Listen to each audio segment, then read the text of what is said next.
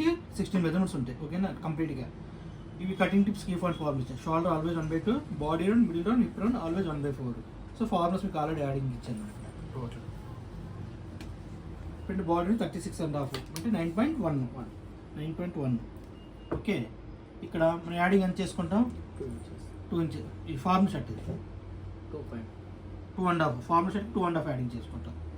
Formal షర్ట్కి 2.5 అంటే include ఖర్చు ఏం అవసరం లేదు. అదే పర్సన్ బట్టి లూజ్ తీసుకున్నాం, భారీ పర్సన్ అంటే అప్పుడు తీసుకోవాలి.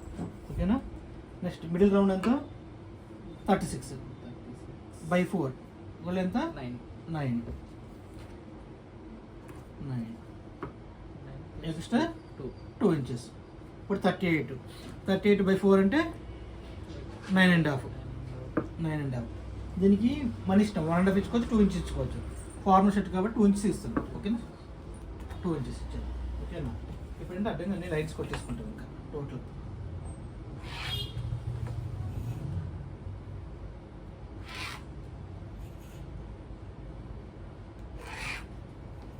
నెక్స్ట్ ఓకేనా, షోల్డర్ టు దీనికి ఒక లైన్ కొట్టుకుంటాం. షోల్డర్ దీనికి ఒక లైన్ కొట్టేసుకుంటాం. ఇక్కడ కార్నర్లో జస్ట్ 1 నుంచి 1 లైన్ పెట్టుకుని ఇలా జస్ట్ ఇలా స్క్రోల్ చేసేసుకుంటాం.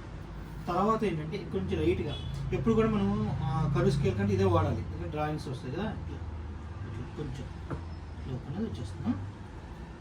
తర్వాత ఈ షేప్ స్కేల్తో మనం తీసుకోవాలన్నమాట.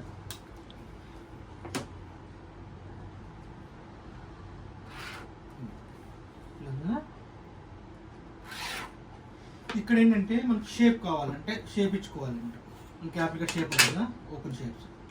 ఇక షేప్ రావాలని ఫస్ట్ ప్రాపర్గా ఏం చేయాలంటే ఇక్కడ నుంచి సైడ్స్ 2.5 ఇంక్లూడ్ ఖచ్చితంగా 2.5 తీసేసుకుంటాం.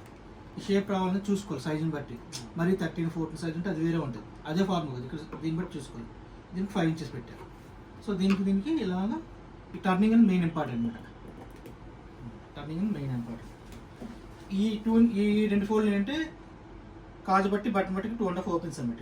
కాజు బట్టి బటన్ బట్టికి 2.5 ఓపెన్స్ అన్నమాట. ఈ ఫ్రంట్ పార్ట్స్.